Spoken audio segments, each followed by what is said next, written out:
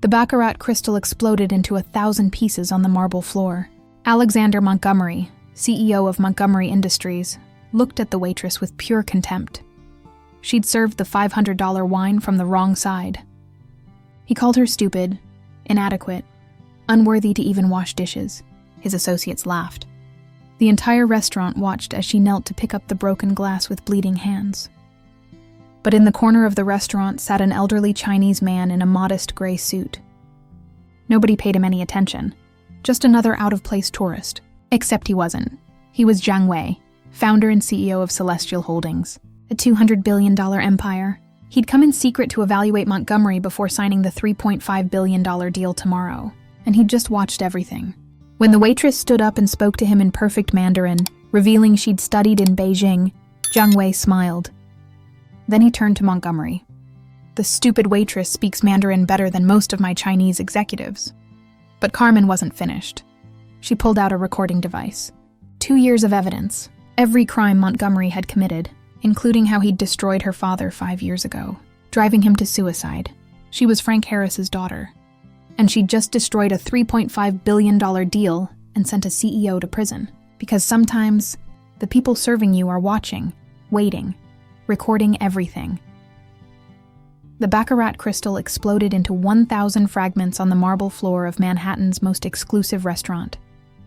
Alexander Montgomery, CEO of Montgomery Industries, looked with glacial contempt at the waitress who had dared serve him the $500 Screaming Eagle from the wrong side. He called her stupid in front of everyone, humiliating her while she knelt to pick up the pieces with bleeding hands. But in the corner of the restaurant, an elderly Chinese gentleman dressed modestly observed everything. He was Zhang Wei, the billionaire who had come in secret to evaluate Montgomery before signing the $3.5 billion deal. When the waitress stood up and whispered a phrase in perfect Mandarin, the blood froze in Alexander's veins. Carmen Harris wasn't a simple waitress. She was the daughter of Frank Harris, the industrialist Montgomery had destroyed 5 years earlier with false accusations, driving him to suicide. She had spent years infiltrating, gathering evidence, waiting for this moment. And when Zhang Wei canceled the deal on the spot, declaring he would never do business with a man without honor, it was only the beginning. The handcuffs closed on Montgomery's wrists while Carmen revealed she had recorded every criminal conversation. From the last 2 years, the Crystal Palace restaurant dominated the Manhattan skyline from its privileged location in Midtown, a temple of luxury where dining cost what an average worker earned in a month. Baccarat crystal chandeliers projected golden reflections on tables set with Limoges porcelain and antique silver cutlery, while the city's elite celebrated their triumphs in an atmosphere of suffocating opulence. Alexander Montgomery occupied the central table like an emperor in his court. 42 years of ruthless success had sculpted his face into a mask of refined arrogance. The custom-tailored Tom Ford suit wrapped a physique maintained perfect by personal trainers and cosmetic surgeons. That particular night, he had reasons to celebrate. The next day, he would sign the deal that would consecrate him in the global business Olympus, a $3.5 billion joint venture with Celestial Holdings of Shanghai. Around him sat his lieutenants, each with their own shadows. Michael Sanders, the CFO who had perfected the art of tax evasion, transforming it into science. Robert Vasquez, the legal director capable of making evidence disappear with the ease of a magician. Julia Romano, head of acquisitions, specialized in devouring family businesses with the precision of a piranha. They laughed at cruel jokes about fallen competitors, toasted with champagne that cost more than most earned in a month. Carmen Harris moved among the tables with the studied grace of someone who had learned that invisibility is survival. 24 years old, hidden under the black and white uniform of service staff, chestnut hair gathered in a severe bun that concealed its natural shine. None of the diners could imagine that those hands serving exorbitantly priced wines had once touched Chopin's piano in the Harris Manor Hall before Alexander Montgomery orchestrated the systematic destruction of her family. Carmen's revenge had been planned with the patience of a spider weaving its web. 2 years of infiltration, serving the powerful who had ruined her, listening to their conversations, secretly recording every compromising word. She had learned 5 languages, studied law and finance at night, transforming herself into the perfect weapon disguised as an invisible servant. The crucial moment arrived with surgical precision. Carmen approached Montgomery's table, carrying the 1994 Screaming Eagle, a bottle valued at $500 that the CEO had ordered to impress. Her hands trembled imperceptibly, not from nervousness but from controlled rage at being so close to her father's killer. That microscopic tremor was enough. The wine was served from the left side instead of the right, an unforgivable violation of protocol. The glass slipped. The baccarat crystal shattered with a sound that seemed to stop time. The wine spread over the white marble like blood on freshly fallen snow. The silence that fell over the restaurant was total. 200 pairs of eyes turned in unison toward the scene. Montgomery rose with the calculated slowness of a predator. His gaze settled on Carmen with the contempt reserved for insects. His voice cut the air as he called her stupid, inadequate, and unworthy even to wash dishes. His associates added insults like vultures feasting on carrion. Michael Sanders laughed, saying she probably couldn't even read. Julia Romano suggested that someone like her should return to wherever she came from, whatever hole that was. Carmen knelt in silence to pick up the fragments, blood flowing from the cuts as she feigned her mission. Inside her, 5 years of preparation screamed for vengeance, but she maintained the mask. She hadn't noticed the elderly Chinese gentleman in the corner, seemingly insignificant in his modest gray suit. Jiang Wei had observed everything with eyes that had seen 70 years of triumphs and betrayals in the business world. He had arrived in America in complete secrecy, wanting to personally judge the man with whom he would make the deal of the century. His business philosophy was simple but infallible. A man's character is revealed in how he treats those who can give him nothing in return. The restaurant manager rushed toward the disaster, firing Carmen on the spot while apologizing profusely to Montgomery. It was then that Jiang Wei rose from his corner table. No one paid him attention initially, just an out-of-place Asian tourist in that temple of Manhattan luxury. He approached with measured steps and politely asked the CEO's name. When Montgomery responded with poorly disguised annoyance, the elderly man took out a simple business card and placed it on the table. The name printed in elegant characters had the effect of a grenade. Jiang Wei, founder and CEO of Celestial Holdings, the man who controlled a $200 billion empire. Color abandoned Montgomery's face with the speed of a hemorrhage. The man he was supposed to meet the next day with all pomp had been there all along, silent witness to his true nature. The pathetic attempts at justification crashed against the wall of ice in Jiang Wei's gaze. The Chinese billionaire asked to speak with the waitress. When Carmen approached, still bleeding, and Jiang Wei asked her name in Spanish, the response made Robert Vasquez visibly startle. Harris, that surname they believed buried forever along with its owner. Jiang Wei's next question, posed in perfect Mandarin, was the first pickaxe blow to Montgomery's building of lies. Carmen responded in the same language with impeccable fluency, revealing she had studied in Beijing, that she knew exactly who Jiang Wei was, and why he was there. The elderly billionaire smiled for the first time that night and turned to Montgomery with barely veiled disgust. The stupid waitress spoke Mandarin better than most of his Chinese executives, but Carmen wasn't finished. With crystal-clear voice that resonated in the sepulchral silence, she began enumerating Montgomery's crimes against her father. Falsified documents, corrupted witnesses, media manipulation that had driven Frank Harris to suicide 5 years earlier. Sanders's protests died when Carmen revealed she had recorded everything during the last 2 years. Every conversation, every admission of guilt whispered before the invisible waitress. The device she pulled from her pocket contained evidence sufficient to destroy the entire Montgomery empire, and the final revelation was the coup de grace. She had discovered Montgomery's secret plan to swindle Celestial Holdings using hidden clauses in the contract to steal Chinese patents. Jiang Wei gave quick orders in Mandarin to his bodyguards who materialized from the shadows. The $3.5 billion deal evaporated in that moment, and with it Alexander Montgomery's future. The restaurant emptied quickly after the scandal, high society diners scurrying away like rats from a sinking ship. Alexander Montgomery remained seated at his table like a pillar of salt, his phone vibrating incessantly with increasingly frantic calls. News traveled at light speed in the digital world. Montgomery Industries futures were already plummeting in Asian after-hours trading. Carmen remained standing before him, no longer the submissive servant, but a nemesis in human form. Jiang Wei had invited her to sit with him in a quiet corner of the restaurant, ordering tea while they conversed in fluent Mandarin. The elderly billionaire revealed he had recognized in her the same pain he felt when his father was humiliated by Western businessmen decades ago. He confessed to having suspected that Harris Technologies' collapse had been orchestrated, too fast, too complete to be natural. But Carmen had done what he could not. She had gathered concrete evidence, played a long game with infinite patience. Jiang Wei offered her on the spot the directorship of Celestial Holdings' European operations, recognizing in her not only intelligence and determination, but that rare quality of knowing how to transform pain into strategy. The restaurant doors burst open violently. The FBI entered in formation, led by Special Agent Thomas Fernandez. Montgomery's arrest was as theatrical as his fall had been swift. The charges were a catalog of white-collar crimes: tax fraud, market manipulation, corruption, criminal association. As the handcuffs closed on his wrists, Montgomery looked at Carmen with pure distilled hatred. She approached close enough to whisper the final revelation in his ear. She had recorded his drunken confession 3 months earlier, when he had laughingly told a lover how he had destroyed Frank Harris.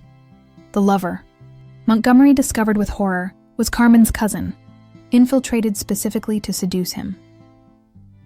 The collapse of the Montgomery empire was spectacular in its speed. Within 24 hours, shares had lost 70% of their value. Creditors demanded immediate repayment of loans. Partners fled like parasites from a dying body. Michael Sanders attempted to escape to the Cayman Islands, but was detained at JFK Airport. Robert Vasquez barricaded himself in his office, destroying documents before being arrested. Julia Romano collapsed in tears when police searched her mansion in the Hamptons, finding evidence of embezzlement worth millions. The media went crazy with the story. The waitress's revenge became a worldwide trending topic. The image of Carmen standing dignified while they dragged Montgomery away in handcuffs became iconic. But she didn't seek fame, only justice. Carmen's apartment in Brooklyn was modest, a shocking contrast with the opulence she had served for 2 years. The walls were covered with documents, photos, diagrams mapping Montgomery's criminal empire. It was the command center of a silent war she had waged alone for 5 years. Her mother Isabel lived in a small facility on the outskirts of New York, her mind shattered by the grief of losing her husband. When Carmen called to tell her justice had been done, the silence on the other end was long. Then Isabel whispered that Frank would be proud, but also worried. Revenge consumes the soul, and now that it was over, what would remain? Carmen had no answer. For 5 years, every breath had been dedicated to this moment. Now she felt empty, like a soldier returning from war who doesn't know how to live in peace. Jiang Wei seemed to understand this emptiness. He summoned her the next day to his suite at the Plaza Hotel. Are you enjoying this story? Leave a like and subscribe to the channel. Now let's continue with the video, a soberly elegant atmosphere that contrasted with Montgomery's vulgarity. The Chinese billionaire told her his personal story of revenge and redemption. 40 years earlier, an American manager had humiliated his father, calling him an ignorant coolie. Jiang Wei took 20 years to buy that company and fire the man, but the victory had been hollow, without satisfaction. He had learned that building was infinitely more gratifying than destroying. He offered Carmen not just a job, but a mission to complete her father's work. Harris Technologies' patents in artificial intelligence applied to medicine were revolutionary. With Celestial Holdings funds, they could save thousands of lives, not for revenge against Montgomery, but to honor Frank Harris's memory. Carmen accepted with tears in her eyes. For the first time in 5 years, she felt something more than rage: hope. The family patents were returned to her by court order within a week. The family attorney, Joseph Morales, one of the few who remained loyal, informed her she could claim hundreds of millions in damages. Carmen refused. She didn't want Montgomery's dirty money, only what was legitimately hers. The transformation of Montgomery's former skyscraper into Harris Celestial Technologies was symbolic. Where destructions were once planned, cures were now designed. The office that had been Montgomery's kingdom became a laboratory of hope. Carmen kept only one photo of her father on the desk, a constant reminder of why she did what she did. 6 months later, New York had metabolized the Montgomery scandal, transforming it into urban legend. The trial advanced with increasingly shocking revelations. Each hearing brought new crimes to light, new victims. Alexander Montgomery, from the Metropolitan Correctional Center, watched helplessly as his world crumbled. His lawyers, paid with now frozen assets, did the bare minimum. Carmen had completely turned the page. Under her direction, the new company had already launched the first prototype of the AI diagnostic system her father had dreamed of. Public hospitals tested it free of charge, diagnosing tumors in very early stages that would have been fatal if discovered with traditional methods. Success attracted media attention Carmen neither sought nor wanted. She rejected interviews, public appearances, preferring to work in the shadows. But when young collateral victims of the Montgomery scandal began contacting her, children of employees who had committed suicide, ruined families, she couldn't ignore them. Sofia Garcia was one of these, 19 years old, student at Columbia University, daughter of a middle manager at Montgomery Industries who had taken his life out of shame when the scandal broke. The man had committed no crimes, but the mark of infamy had spread to all associated with the company. Sofia called Carmen one desperate night, not knowing how to continue her studies, how to live with the weight of the stained surname. Carmen met her personally, offering not only a scholarship but also an internship at the new company. She was determined to break the cycle of revenge and destruction. Every innocent employee from Montgomery Industries who was left jobless received an opportunity at Harris Celestial. Some were brilliant professionals her father had originally hired before Montgomery stole them along with the company. This magnanimity didn't go unnoticed. Jiang Wei, on his monthly visits, observed with approval how Carmen transformed poison into medicine, not just metaphorically with the diagnostic systems, but literally in the way she managed the legacy of pain left by Montgomery. An unexpected call came from the prison. Montgomery wanted to speak with her. Against everyone's advice, Carmen accepted. The voice on the other end was unrecognizable, broken, aged decades and months. Montgomery confessed that every night he dreamed of Frank Harris. He recounted that in their last meeting before the end, Frank had told him he forgave him. He hadn't understood it then, but now he did. Forgiveness wasn't for him, but for Frank himself, to free himself from the poison of hatred. Carmen thanked him for the information, but clarified that her forgiveness, if it ever came, wasn't for that day. She hung up knowing it was the last time she would speak with the man who had destroyed her family. The circle was closing, but not with more violence, only with definitive detachment. 1 year after the restaurant incident, the New York Convention Center was packed for Harris Celestial Technologies' annual presentation. Carmen's transformation from humiliated waitress to respected CEO was complete, but she took the stage with humility instead of arrogance. She didn't wear thousands of dollars in clothing, but a simple blue suit her mother had given her. She presented the first year's results: 15,000 early diagnoses, 3,000 lives saved, 50 public hospitals equipped free of charge with the technology. But the real announcement came after. Harris Celestial would create a foundation for children of victims of financial crimes, not just to help them economically, but to offer psychological and educational support to break the cycle of pain she knew too well. Even more impactful was the next announcement. A percentage of profits would go to rehabilitation programs for white-collar criminals. Carmen believed even they could change, contribute positively to society if given the proper tools. The audience was divided between enthusiastic applause and perplexed murmurs. Jiang Wei, seated in the front row, nodded with the smile of a proud mentor. Isabel Harris, finally strong enough to attend, cried silently with pride. Her daughter hadn't become one of them. She had won while maintaining her humanity. Montgomery's trial concluded with severe sentences for all principal defendants. Alexander Montgomery received 20 years, Michael Sanders 15, Robert Vasquez 12.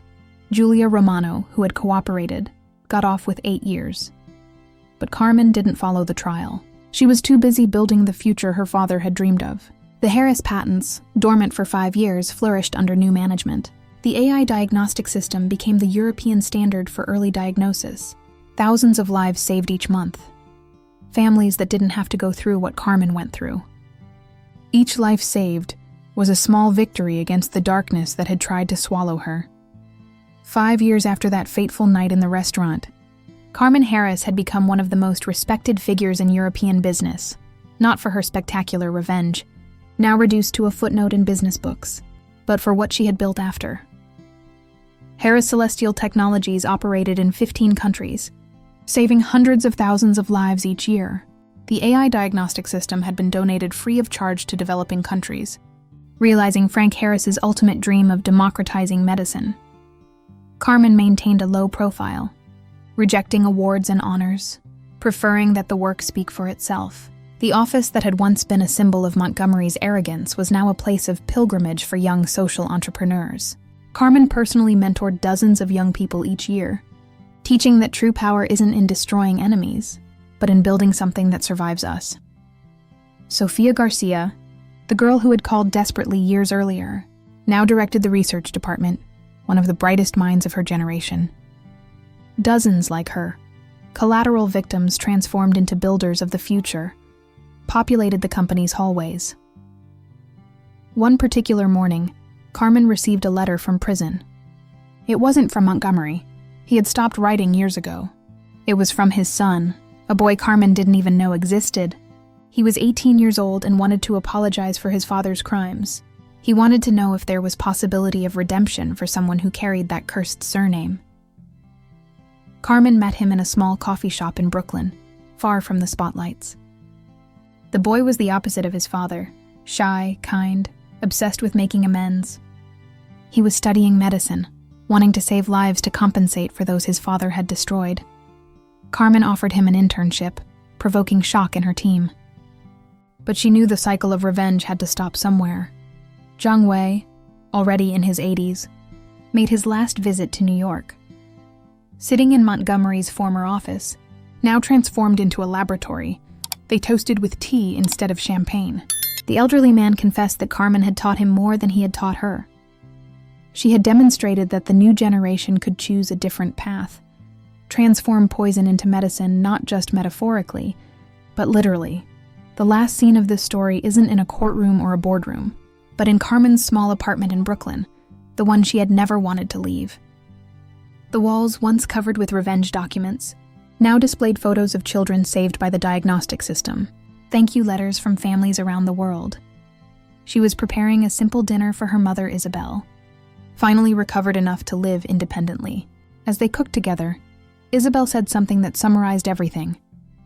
Your father dreamed of saving lives. You've saved souls, including your own. Carmen smiled, the first true smile in years that carried no shadow of pain. She had started as a humiliated waitress seeking revenge. She had ended as a builder of hope who had learned the hardest lesson.